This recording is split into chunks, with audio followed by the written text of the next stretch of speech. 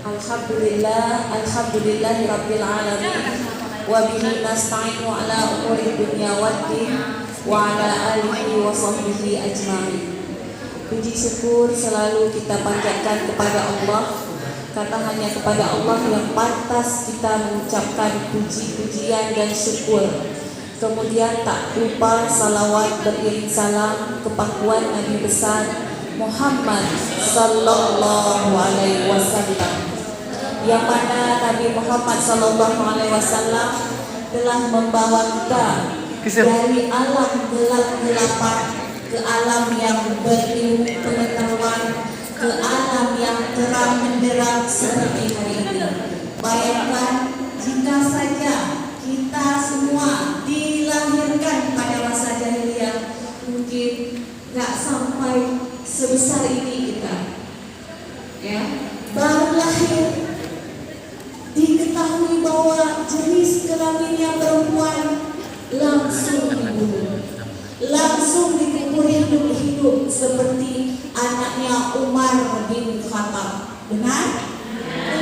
Beruntunglah laki-laki, ya, karena kami perempuan sebelum lahirnya Nabi Muhammad sangat tidak dihargai. Kenapa tidak dihargai? Karena dianggap perempuan itu bukan manusia. Kalau dianggap manusia, tak mungkin dikuburkan hidup-hidup. Dengan adanya Nabi Muhammad, kami kaum perempuan diangkat derajatnya setinggi-tingginya, bahkan lebih tinggi kami dibanding laki-laki. Mohon maaf ya nak, memang ini kenyataannya. Kenapa? Dalam hadis Nabi, siapa yang paling dimuliakan? Apa jawabannya? Ibumu. Sekali. Tanya lagi, ya Rasulullah, siapa yang paling kami muliakan? Ibumu. Yang ketiga kali ditanya lagi, ya Rasulullah, kayak gak percaya ya, kenapa dimuliakan? Siapa yang dimuliakan? Jawabannya tetap ibumu. Baru yang keempat, ayahmu. Ini pembuktian bahwa derajat kaum perempuan ditingkatkan, dinaikkan ketika lahirnya Nabi Muhammad sallallahu alaihi wasallam. Kenapa harus ditingkatkan derajat perempuan? Mengapa ibumu yang paling harus kau hormati, bukan ayahmu? Why? Kenapa? Karena ibu yang melahirkan kita, dari mengandung 9 bulan atau lebih ataupun kurang kalau prematur, ya, kemudian menyusui. Berapa bulan menyusui? Berapa? 9 bulan? 9 bulan dikandung. Iya, dalam Al-Quran disebutkan 24 bulan alias 2 tahun. Itu pengorbanan ibu. Belum lagi di mana? Bergadang. Malamnya harus melihatnya yang datang. Begitu bergerak, langsung ibunya terjaga. Ya, ada ayah yang demikian, ada juga. Ya, tapi di hadis Rasulullah ini menyebutkan bahwa ibu yang harus dihormati. Terlebih dahulu ayah dihormati juga. Ya, dari kandungan hadis ini. Baik, yang kami hormati Ibu Nur Hayati yang sudah hadir pada hari ini, senang sekali kami dapat dihadirkan atau menghadirkan ini di sini bersama-sama kita. Kemudian Ibu Dr. Rohani juga sudah hadir di tengah-tengah kita, serta guru-guru kami yang lainnya yang hari ini mungkin tidak ada perpanjangan langkah ke sini, tapi doanya selalu bersama kita. Ya, di Fakultas Agama Islam ini sendiri ada 4 prodi. Ada yang pertama PAI, Pendidikan Anak Agama Islam, berarti masih fokus. Yang kedua ada KPI,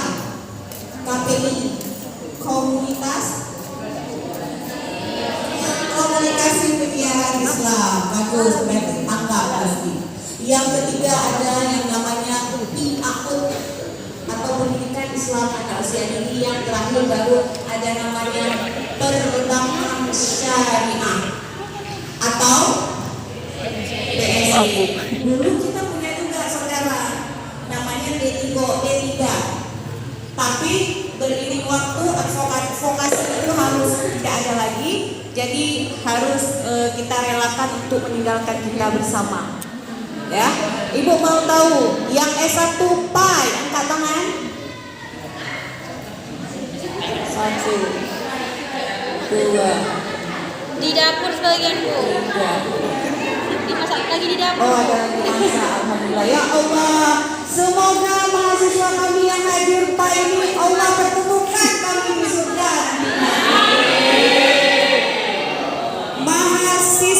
Mahasiswi KPI mana?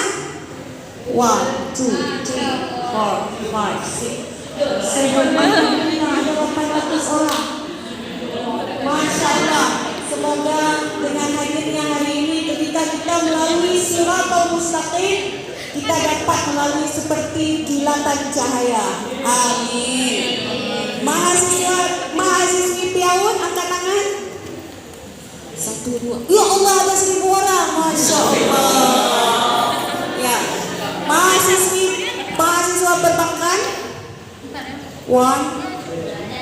Ada? 1. Alhamdulillah, 1 orang tetap orang. Ya, terima kasih sudah hadir di sini. Mari kita doakan sekali lagi yang berhadir di musala ini, semoga menjadi pemberat timbangan kita di Yaumul Mizan. Baiklah, hari ini Ibu mengangkat judulnya Adab kepada Guru dan Dosen. Kenapa Ibu mengangkat ini? Yang pertama, karena kita baru saja minggu yang lalu merayakan Hari Guru Nasional atau HGN. Kemudian yang kedua, karena melihat realitas sekarang, kita melihat fakta dan kejadian, ada teman-teman kita yang masih salah jalan, yang masih belum tahu apa itu adab. Ibu ingin mengatakan juga mengapa di sini adab guru dan dosen atau dosen. Guru dalam Undang-Undang Nomor 25 yang diteken oleh Pak SBY menyebutkan bahwa guru dosen itu sama-sama pendidik, sama-sama pengajar. Guru itu disebut dari tingkatan RA, dari tingkatan TK, dari tingkatan PAUD sampai ke jenjang SMA atau ke jenjang MAN atau ke jenjang SMK. Itu disebut dengan teacher atau guru. Siswanya disebut siswa, anak murid. Dimulai dari PAUD TK, RA sampai ke MA. Selanjutnya ada tingkatan perguruan tinggi, itu disebut dengan dosen atau disebut juga dengan maha guru. Kalau siswanya ketika jadi di perguruan tinggi disebut dengan mahasiswa, enggak disebut lagi dengan siswa. Kenapa? Dan naik level, maha itu artinya Yamaha, terdepan, di atas, ya. Jadi Anda sudah disebut dengan mahasiswa, kami sudah disebut dengan dosen atau lecturer.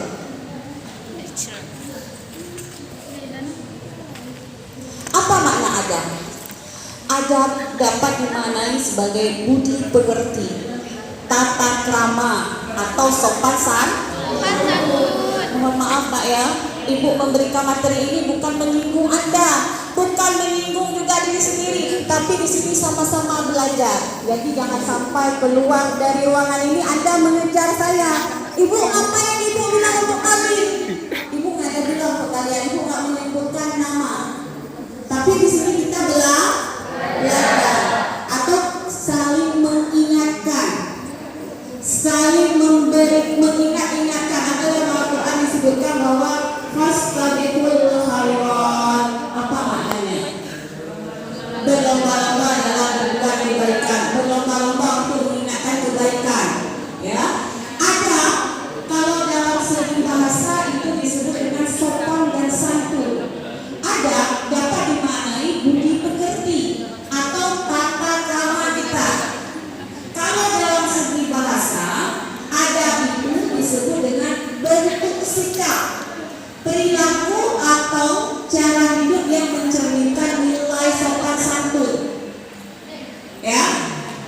Kemudian ada dalil bagaimana adab terhadap guru.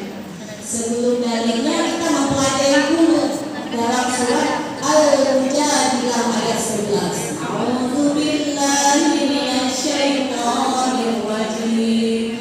Bismillahirrahmanirrahim. Ya ayyuhalladzina amanu idza qila lakum tafassahu fil majalis. Apa lagi? Wa idza qila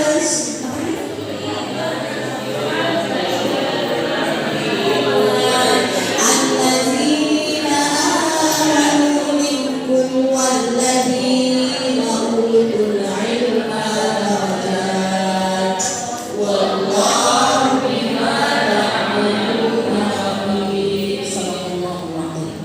Apa maknanya?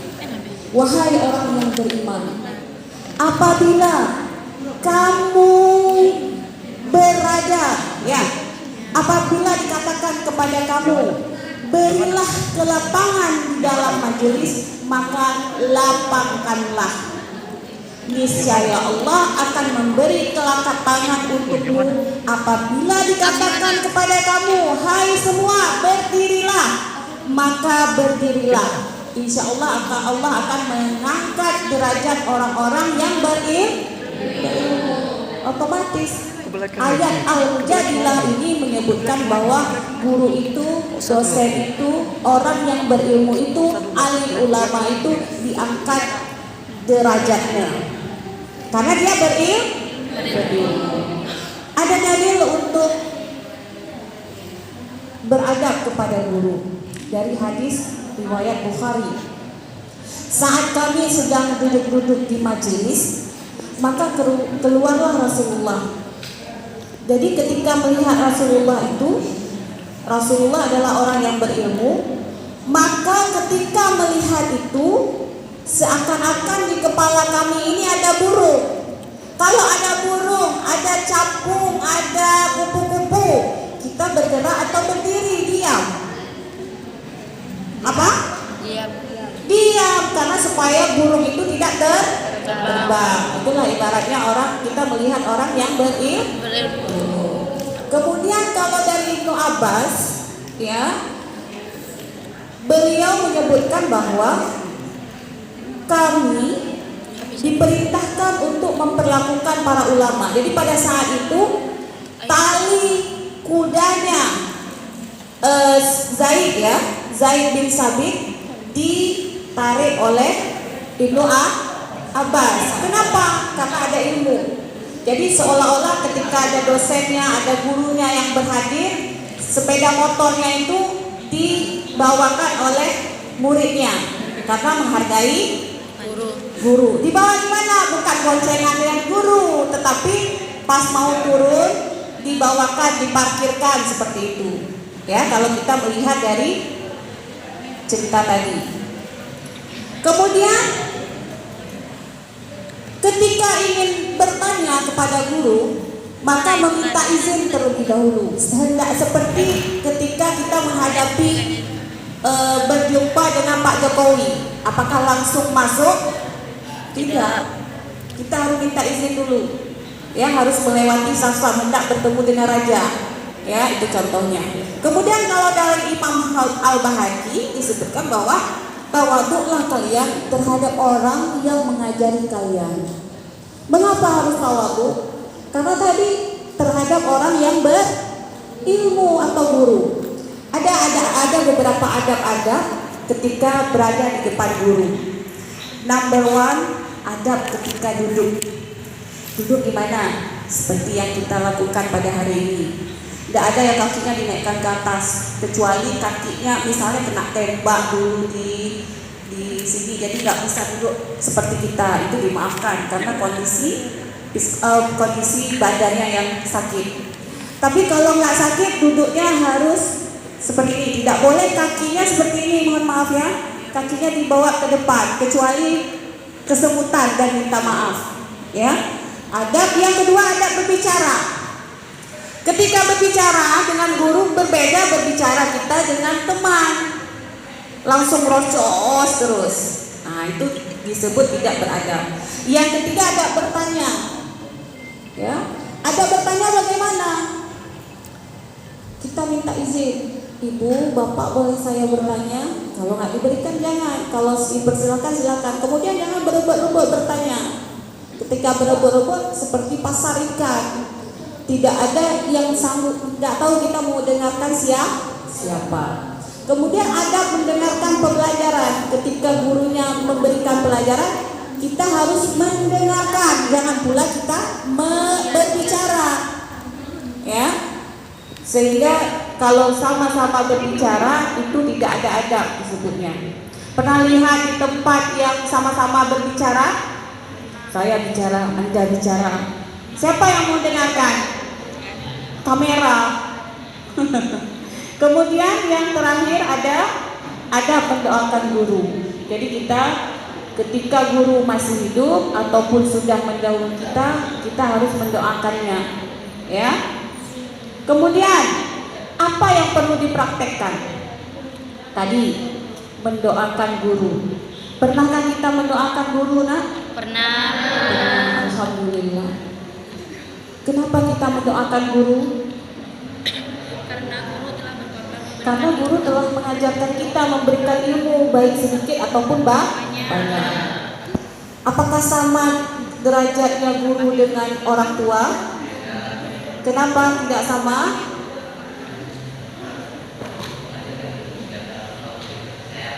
Iya, guru tidak memberikan kasih sayang? Memberikan. Saya punya sebuah lagu Aceh, ya. Kalau Anda belum bisa bahasa Aceh, belajarlah. Ayah dengan bunda, gule dengan gure, urang yang bale, tapu mulia, menyona salah, meahtalake, bila perle, tajong batuut. Apa artinya? Gak tahu, mari bahasa Indonesia. Ibu dengan ayah, ketiga dengan guru, orang itu bertiga. Apa lagi? Apa? Orang itu bertiga harus kita muliakan. Berarti dalam lagu Aceh ini dapat diambil kesimpulan bahwa guru, orang tua, ayah itu sama tingkat. Guru itu di sekolah, di kampus, orang tua itu guru di rumah.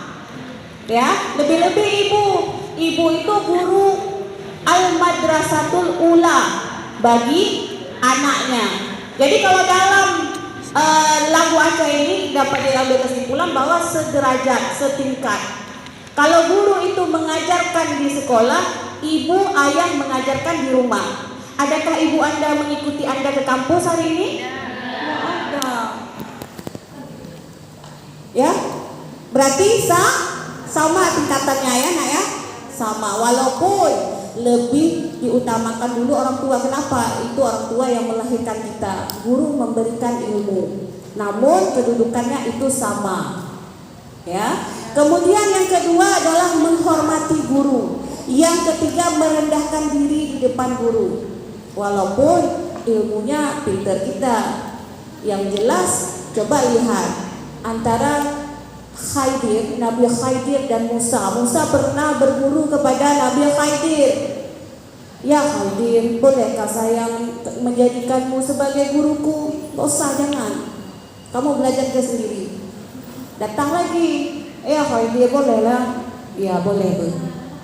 Akhirnya datang. Ketika datang, naik perahu mau ke Sabang. Setelah naik perahu mau ke Sabang, sampai di Sabang perahunya dibocorin. Datang Musa bertanya, ya Khidir, kenapa kamu membocorkan perahu ini?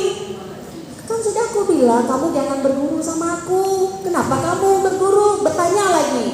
Akhirnya jalan lagi. Sampai di sana ada terjadi pembakaran rumah kalau nggak salah, entah pembunuhan. Jadi ada beberapa, baru di akhir cerita itu ada yang dilakukan guru tersebut, ternyata ada sesuatu hal. Ada pencuri tadi mau melarikan diri dari Sabang mau menuju Banda Aceh. Karena tadi perahu dari bocorin, nggak bisa dia melarikan diri. Itu satu contoh. Kemudian tidak mengadu di hadapan guru, mengadu. Kemudian yang kelima, bersabar terhadap kesalahan guru. Guru itu manusia atau malaikat? Pasti manusia itu punya kesalahan. Ada aib-aib yang dibukakan oleh Allah untuk diperlihatkan kepada anak muridnya. Tetapi kita selalu berdoa, ya Allah, tutuplah aib guru kami, ya Allah. Jangan sampai kami melihatnya, jangan sampai kami mengetahui aibnya. Karena dengan kami mengetahui aibnya, kami sudah hilang rasa hormatnya. Ya, yang keenam, duduk, bertanya, dan mendengarkan dengan baik. Gurunya lagi duduk, muridnya berdiri, gurunya memberikan pelajaran kayak gini. Ya, jadi itu yang harus kita praktekkan. Ada 6. Jadi Ibnu Jamaah menyebutkan seorang penuntut ilmu itu harus duduk rapi tadi, mata tertuju pada guru, tidak membentangkan kaki, tidak bersandar, tidak pula bersandar tangannya kayak gini. Pernah lihat? Pernah ya? Ada? Jangan melakukan hal seperti ini. Ya, tidak tertawa dengan keras. Kecuali lucu. Memang lucu ya harus ketawa. Kalau nggak ketawa ya gimana ya? Berarti nggak ada ekspresi. Kemudian tidak duduk di tempat yang lebih tinggi, juga tidak membelakangi gurunya.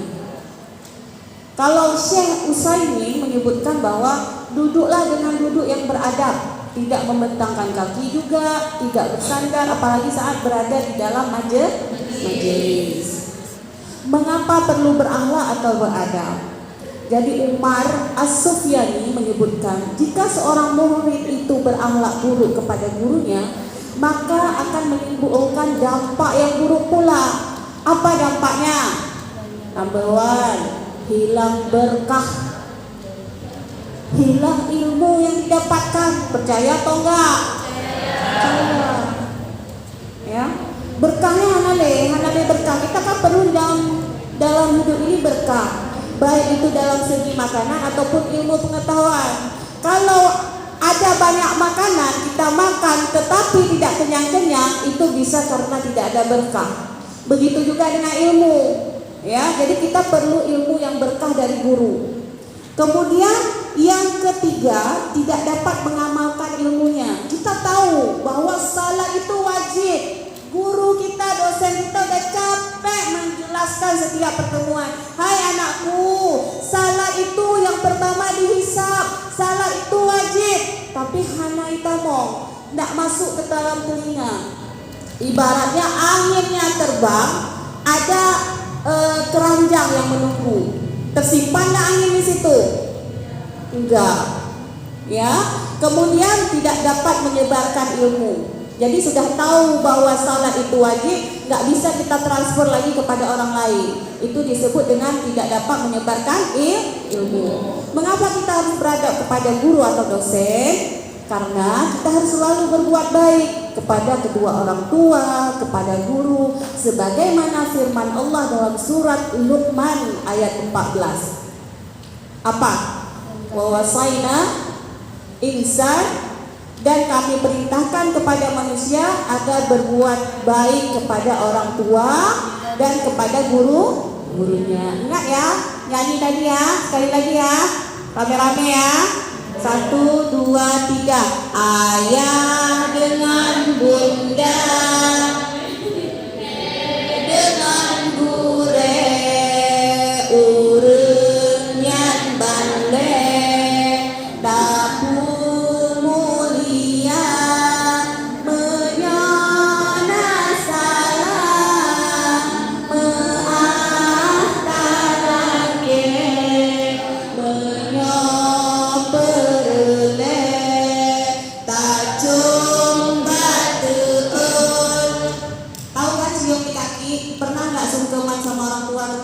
Idul Fitri, Idul Adha? Ke guru?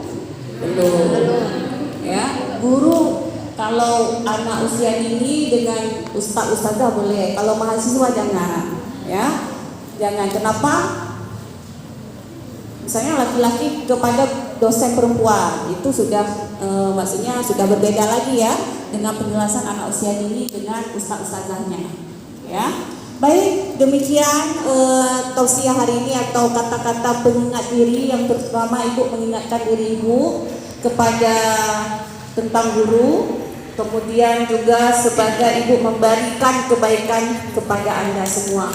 Semoga apa yang ibu berikan hari ini bisa Anda implementasikan, bisa Anda praktekkan, bisa Anda sebarkan ilmu tentang adab terhadap guru. Guru itu tidak butuh Anda hormati. Siap, Rap. Hormat Bu Wahyu. Gak usah. Ya, kami nggak perlu itu. Ya, guru itu sedikit lagi ya, guru itu adalah orang yang memberikan ilmu. Walaupun ilmu itu tidak bermanfaat. Contohnya Ali bin Abi Thalib terhadap seorang bukan Islam belajar bagaimana anjing itu kencing. Ketika Ali mau menuju ke masjid melihat gurunya yang sudah tua di depannya, dia nggak berani melalui gurunya tersebut. Padahal ilmunya tidak bermanfaat. Apalagi ilmu yang diajarkan ilmu yang bermanfaat, ilmu yang membawa kita kepada akhirat. Bersyukurlah kalau guru kita masih ada. Saya pernah merasakan guru saya meninggal. Saya pernah melambaikan tangan saya kepada guru saya yang sudah meninggal tersebut. Almarhum Tuis kenal? Belum. Kalau belum kenal silakan perkenalan di mana Anda cari. Jadi pada saat itu ambulan datang. Kami harus melambaikan tangan ibu-ibu semua dengan pakaian putih. Beliau dikuburkan di belang-belang B. Ya, jadi ada guru yang bilang begitu juga almarhum Walid Lambaru ketika kejadian beliau ditabrak di Lambaru. Kami begitu sedih kehilangan beliau sehingga tak terasa air mata mengalir. Jadi mari sama-sama kita mendoakan guru kita yang sudah tiada dengan melafazkan doa Allahumma ighfir lahum warhamhum wa'afihim wa'fu anhum. Demikian, mudah-mudahan bermanfaat. Ibu akhiri wabillahi taufiq wal hidayah. Assalamualaikum warahmatullahi wabarakatuh.